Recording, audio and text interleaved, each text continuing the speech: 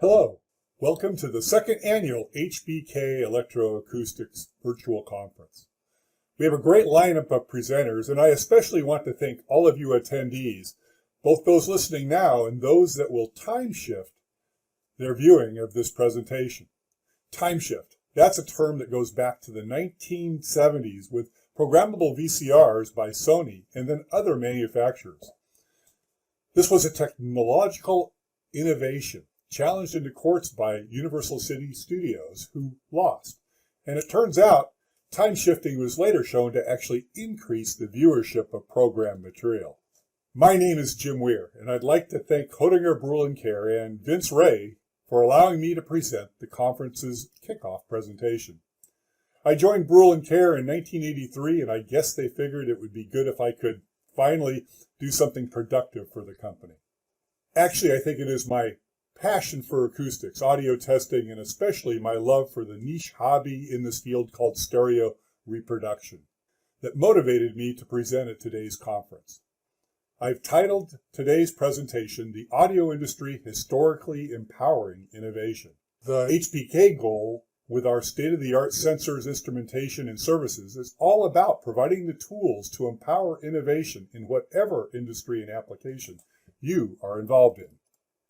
Audio has played an important part in my life and career, and even played a major role in me leaving the aerospace industry and joining Brüel and Kerr almost 40 years ago. As with the VCR, please indulge me with a little time shifting of my own. It was 1968, and I was 12 years old. I grew up in a beach town south of Los Angeles, the city of Seal Beach. Seal Beach is a small town of about 8,000 folks. We didn't even have a high school. In middle school, however, Mr. Charles Wackerman was our band and orchestra instructor, and in 1968, he started up a jazz band where I played trombone, and it was a blast. The big thing happening in Southern California and all over the United States was the Apollo project. We were headed to the moon. My dad was an engineer, and lots of our neighbors were engineers too. The second and third stages of the Saturn rocket were built within 5 miles of our house. One of those neighbors was Mr. Gimmel, and his family lived a couple doors down, and his son John played trumpet and French horn in the band. We'd shoot baskets on his flat driveway, and John and I would also listen to music. Hi-fi was his dad's hobby, and he had a stereo system that included a Fisher preamplifier and tuner and a do-it-yourself Dynaco power amplifier driving a pair of KLH loudspeakers. Those that are involved in audio will recognize all of those manufacturers' names. John and I tried to do our best to play along with Harold Betters, Dizzy Gillespie, and Miles Davis. Unfortunately, my skill level and talent really fell short. My interest in trombone waned. And as I entered high school, I focused my time on studies and basketball and some other sports. My love for music never fell away. And listening to records was a social activity a lot of us enjoyed. How cool was it that you could set a needle in a groove and the acoustic image of a big band filled the room? I think most pundits would say the 1970s were the peak years of the growth of stereo. Hi-fi was growing phenomenally because of a prospering economy. And that the decade before launched not only rockets to the moon, but also launched the music of rock and roll, with Elvis, the Beatles, Rolling Stones, and, well, all the groups. My kids, now in their 30s, say Dad's music was the best music. I graduated from Huntington Beach High School in 1974 and went away to college to study to become a math and physics teacher and perhaps coach basketball. I should mention that the college I went away to was in Iowa, Central College, in small-town Pella, and I loved it. Though most of my Midwest native classmates questioned my sanity. They would have preferred to go to college at Pepperdine in Malibu. In college, I was exposed to a broader spectrum of musical tastes and some outstanding pieces of hi-fi gear. Our dorm director, history professor, and tennis coach, Dr. Schreier, you have to love small colleges, enjoyed listening to orchestral music played loudly through his Bose 901 loudspeakers. In our all-male dorm, there was a biggest speaker wins mentality that belonged to the room next door system of Dale Christensen, who had Acoustic Research AR9 tower loudspeakers driven by a huge Kenwood receiver. After the long winter, we'd play spring football behind the dorm with all of our loudspeakers facing out on the courtyard, collaboratively synced to the same radio station. Ah, to be young again. The college library held magazines keen for absorbing new information in what was becoming my hi-fi hobby. Audio, stereo review, high fidelity, consumer reports, and perhaps a few others. Music was a dominant activity in college. Concerts, dances, going to clubs, yes, even disco was what most of us enjoyed. We were just having fun. And for live music, I think most colleges have something we call today a coffee house. Ours was called the Rap Room, and I always tried to sit in at the visiting musical artists with amazing talent, live music, and listening to it in a small space. I turned my hobby into summer employment, selling hi-fi gear at local stereo shops in both Southern California and then later in Des Moines, Iowa at Stereotown. Always the tech nerd, I absorbed myself in the hobby, memorizing the products and specifications while studying the equipment tests made in the product reviews. The college library's hi-fi magazines and journals contain some phenomenal technical contributions from true audio engineers, like Richard Heiser, Floyd Toole, Siegfried Linkwitz. I even convinced physics department head Dr. Moen to subscribe to the Journal of Audio Engineering Society. Richard Heiser quickly became one of my heroes, as he was contributing to the technical aspects of sound assessment and introduced me to concepts like time delay spectrometry, where when measuring a loudspeaker and capturing its frequency response, you could exclude the reflections of the room. And when converting the room's frequency response to an impulse response, he wrote in an article called the Rosetta Stone, we could encode the aspects of the architectural acoustics of a theater, concert hall, or any space, and later process the recording so that we could experience music as it might sound in the venue through our own stereo systems. How cool was that? That article came out in May 1974. During the 1970s, stereo kept growing and was a huge business in 1978. Just radio and record sales alone were over $25 billion that year, and that's more than the complete cost of the Apollo moon program. Hi-fi hardware sales peaked in 1979 at about $2 billion. The Japanese manufacturers were everywhere, along with some lesser-known European manufacturers. Loudspeakers were coming from all over America, Great Britain, Denmark, Germany, and even Japan. You had Audio Research, Advent, Harman Kardon, Bose, Klipsch, JBL, Bowers & Wilkins, KEF, Sony, Technics, Pioneer, ADS. I could go on and on. One of my favorite systems to sell in the store was a Philips turntable with a Harman Kardon receiver driving a pair of Advent large loudspeakers. These companies were all investing heavily in testing gear and acoustic chambers. Some had invested in laser Doppler velocity measurement gear to assess loudspeaker cone breakup and vibration anomalies in cabinets. And while I was sponging all of that tech into my mind, I did notice all the test reports and magazines and journals had this little B&K globe in the upper left corner. But I'm getting ahead of myself a little bit. There were many unique technologies that also caught my interest. In audio engineering, imagination seems to push the creative envelope. Loudspeakers are amazing exercise in electromechanical physics. Our ears can receive 3 decades of frequency span over 8 magnitudes of amplitude change. Yet in the reality of loudspeakers, those physics are challenged. And I think I enjoyed the physics as much, if not more, than the sound. Electrostatic loudspeakers dated back to the 50s and always caught my ear, along with other technologies. There was the Bertagni distributed mode loudspeaker, the Ohm-Walsh omnidirectional driver, the Heel air mass transformer, and magnetic planar loudspeakers from 3M's Jim Winey. Analog was still king, with phenomenal tape machines like the Nakamichi Dragon trying to eke out the last bit of performance from the 1 7/8 inch per second compact cassette. Or the Professional Techniques 1800 series of reel-to-reel recorders and players. All this so we consumers could preserve the magic etched into the masters that produced the vinyl LPs we purchased. Technology created in the 1930s. Then there was high-energy physicist Alan Hill that might take the cake.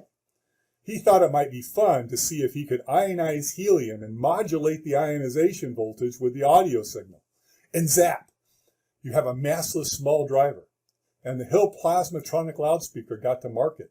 I think it sold for $10,000 a pair. 1978 was also the year I took my physics degree, went back to California to work for McDonnell Douglas on the DC-10 program as a production electronics and avionics test engineer.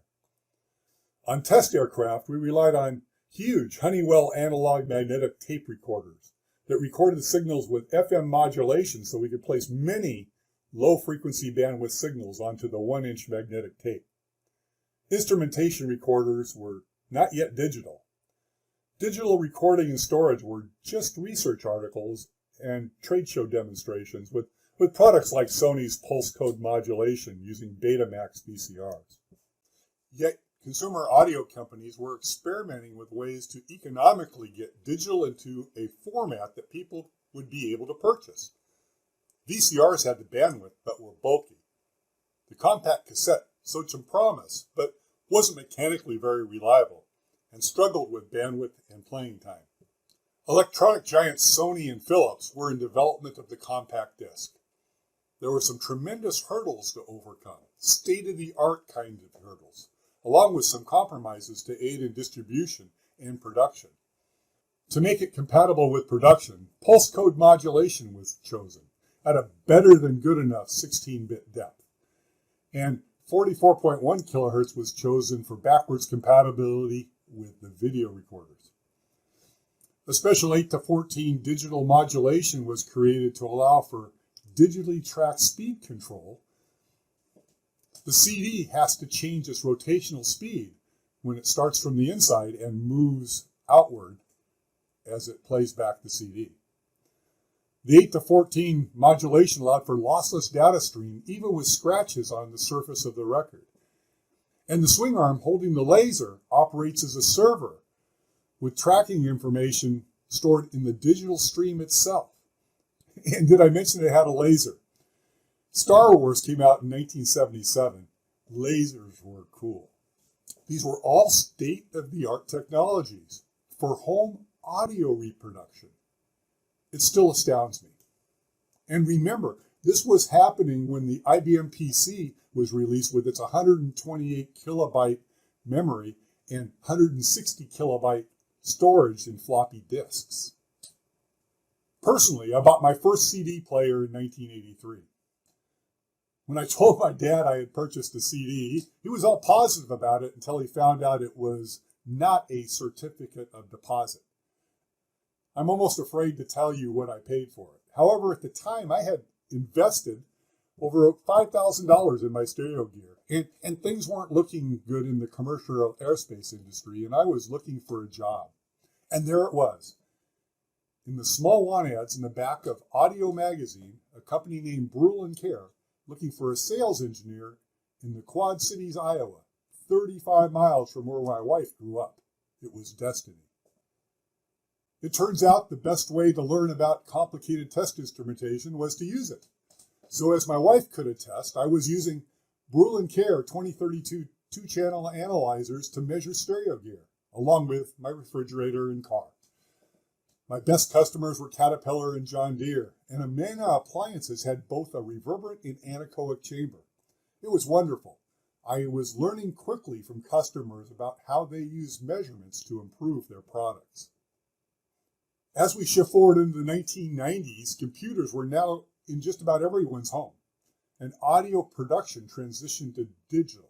It seemed almost overnight that sound tools became Pro Tools and Cubase begat the digital audio workstation, which we now just call them DAWs.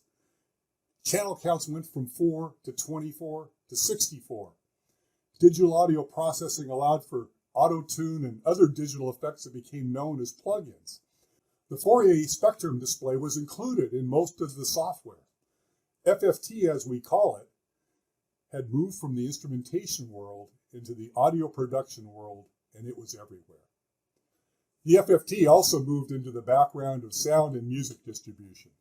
MP3 and MPEG-4 algorithms utilize psychoacoustic analytics to decrease the required bandwidth of transmitted signals and the file size of stored songs. By the beginning of the 21st century, we had file sharing, iTunes, and Napster dominating the audio world, for good or bad as it were. The smaller file size was allowing devices like the iPod to serve as our mobile music server, replacing the Sony Walkman. And the iPod evolved into the iPhone. By then, LP sales were gone. CD sales were holding on, and the DVD was taking over videotape as the preferred media for movie distribution. My stereo system had become a home theater. Audio often had its roots tied to cinema. Early on, when movies went to talkies, we needed to record the sound and somehow play back the signals in theaters. It was professional audio that took the lead and drove the electroacoustics technology. Let's time shift again.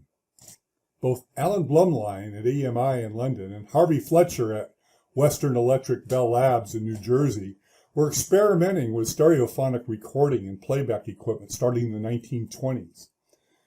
Conductor Leopold Stokowski and his Philadelphia Orchestra was keen on working with Bell Labs to promote the technology of better sound. Bell Labs was working fiendishly on several fronts, making better microphones, providing better processes and chemistry for the production of records that made up the recording process, like vapor deposition on gold onto the transfer master shellac, and of course, they were working on the reproduction system itself. Bell Labs had settled on a 3-channel playback setup and demonstrated live stereo transmission through AT&T's telephone lines in 1933. Bell Labs then turned their attention in the late 1930s, and again with Stokowski's orchestra in the soundtrack, in 1938 demonstrated the profound effect high-quality sound recording can have in enveloping the audience. Disney and RCA quickly adopted this multi-channel recording and playback process, incorporating the technique into the release of the animated movie Fantasia in November of 1940. An interesting aside, it was Western Electric, the Bell Labs product group, that coined the term stereophonic. The Greek word stereos translates to solid, as in a three-dimensional figure like a cone, cube, or sphere. It is the three-dimensional illusion that finds stereo, not the number of transmission or playback channels. Recently, my family enjoyed Top Gun Maverick in a new, fully set-up Dolby Atmos theater. While the visuals were stunning and the story engaging, it was the sound and vibration in the seats that enveloped us. The sound seems to better tie us to the event, while interestingly, the commercial aspects of visual 3D, both in movie theaters and in our home televisions, has commercially flopped. Yet the technology for sound envelopment continues to expand with up to 10 or more channels of playback in both home and commercial venues. Whether you have a Dolby 7.2.4 Atmos playback or enjoy listening with a set of headphones, the quality of the sound is important in all of our experiences. I'm as excited now as I was as a 12-year-old, anticipating my next acoustic adventure. The current frontiers of augmented and virtual reality show great promise for immersive audio. All I can add is there is a whole future of audio applications we can look forward to. What will be the next cool application you all get to work on that will improve our experience in the activities we engage in and enjoy? I hope you have enjoyed this presentation. Please stay tuned to the following presentations and find out what new and interesting information you can learn about today.